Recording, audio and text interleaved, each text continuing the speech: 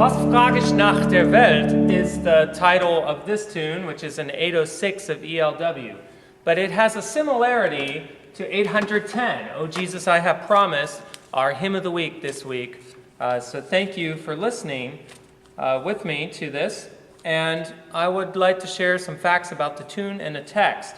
Of course, this cluster of melodies, like we just heard in Was frage ich nach der Welt, is really a very common practice at the end of the 17th century, so we're still in the Baroque period here, to really see this characteristic of composition. And we see it in 810, and I encourage you to listen for it later when I sing the hymn and when I play. Some of the common characteristics of taking these clusters of melodies within tunes, they had interchangeable names. So if we look at this, we have Munich, or München, which makes sense because the title is taken from the Neuvermehrtes Gesangbuch. So that's where that comes from. Gradenthaler was the one known for splicing the tunes and taking the bits and pieces together. And Meiningen is another name that is used with 810 because that's where the Neuvermehrtes Gesangbuch was published. And another tune name would be O Gott, du Frommer Gott. So we have all these different tune names. Another thing is a similar harmonic movement. So if I were to play one line of 806 and then one line of 810. So this is one line of 806. Here's a similar harmonic movement with an organ underlay for 810.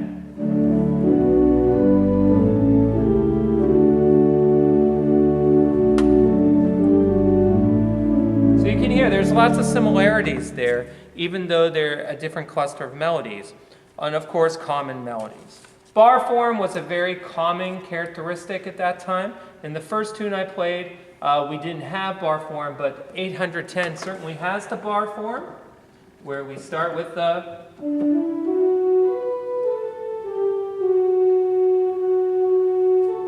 So the A, and then the A repeating.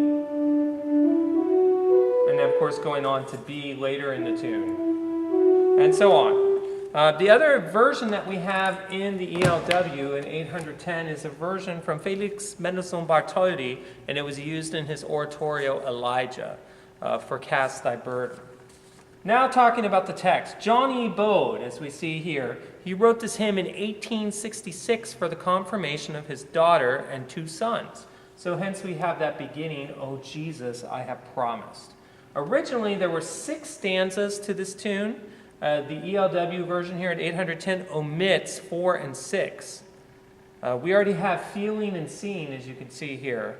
Feeling and hearing, jump there. But we don't have seeing.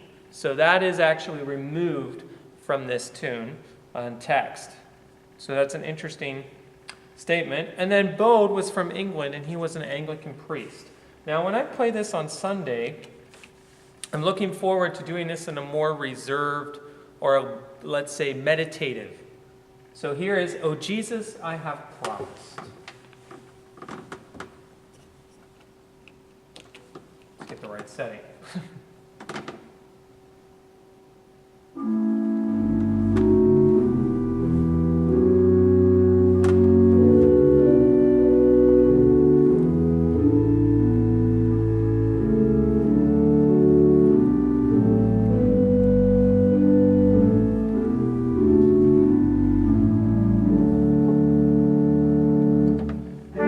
Jesus, I have promised.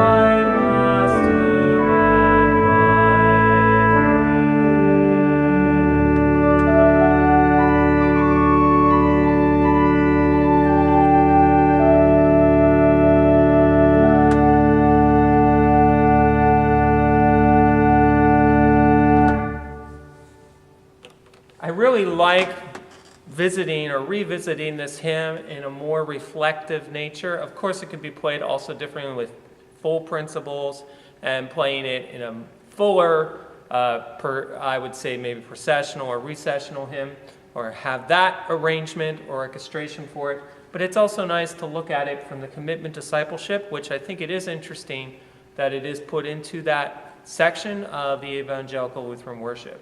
Thank you very much for listening to Hymn of the Week.